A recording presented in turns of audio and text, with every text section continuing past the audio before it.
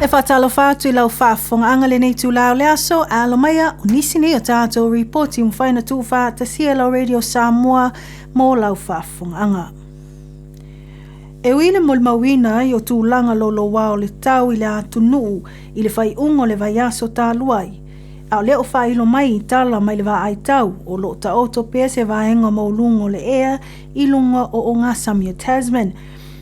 Ma o le amul mawina I tū langa le leo le tau mō New Zealand. Mō le aso ngafua ma le aso lua o le awa ai le taunga le e mō mai o le tau.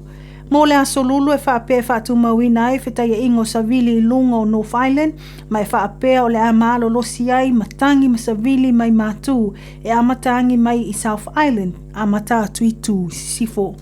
O le aso tofi o le awha mawina ai o le anga I whetai e ingo savili malolosi mātū sasai o South Island, ma anga I atu I nofanga tūtutonu o New Zealand po Central New Zealand, mai au mai ai ti munga ma matangi I nisi o nofanga.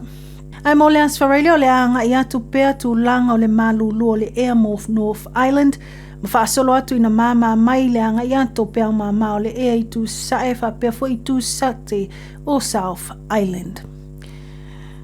O le so lea una tūla ia I loma o le whamsinonga whai tū malo o Wellingtoni, se tāsi o tangata e longa ma tautua I tūlanga o taalonga, e talu I ona mōlianga, o se mata upuna tūla I mai I rongotai, I le whai ungo le vai asu tāluai. Whamawina le tele o mōlianga lo mōlia I lea tangata. E au fiailo na te te atu I leo leo, o le wha o manua ma le loto iai, lona wha manua lea ina o se tai whausasongi, ma le mōlianga le tau whaasese. Ta awa il reporti mai le te o whawa maloa New Zealand, na mafua na tūla I mai lea ma tā upu, o no se whaesese inga, e whaapea na le tutongi ai e lea tangata, lona pāsese le wawea o le asa tō nai. Na tā fia whaapango tā pe na arrest leo leo lea tangata I le mai ai o nā fia, po o le ufo I le tai whaua leo leo. Lea na whamawina le awatu le whale mai mō tonga fitinga. Whailoe leo leo e le mo mia o na whaio ni tonga fitinga I le ave taxi po o le ave tawa le lau pāsese. Lea na anga ia tuai lea tangata, whapea fo I le tai whau a leo leo.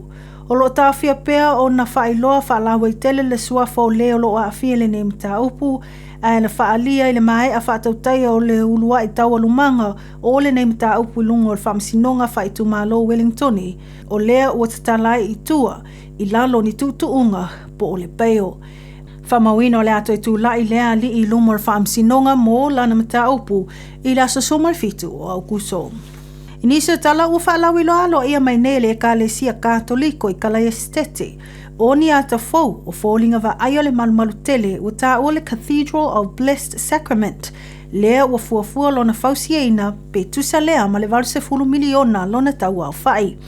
O le ato e fausia lea whalesa I le nofanga sai ai le whalesa tuai o le Barbados Street, lea na whalenga ina le mafui e o le lua fese fulu ma lua fesu matasi, lea na mulmuliane talepe pena tuufo I lalo I le tausanga lua o.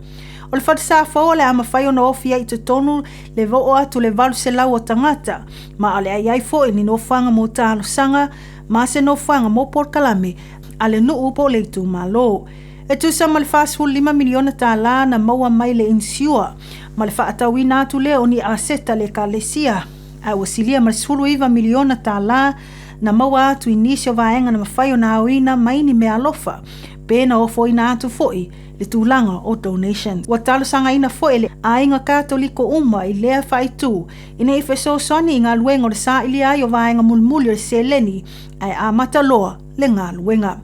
A mai al fausiaina o lea whalesa tele o le a avea lea maulua I whalesa kātoliko, ua fausia I New Zealand, I silia marselau lua se furu tau sanga. Mai tala mulmuli o man malo nei le au neti polo New Zealand, le Silver Ferns, I le au malosi a Jamaica, I taalonga o lo whaatino nei o le Commonwealth I Glasgow.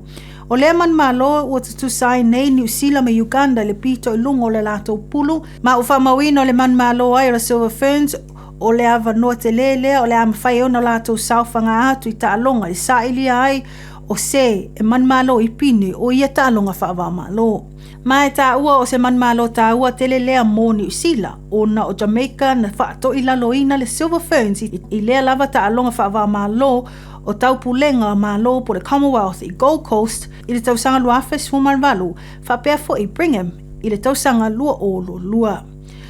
O le isi ta alonga o le aso ai le Silver Ferns o le awhetau iai ma le au a Uganda.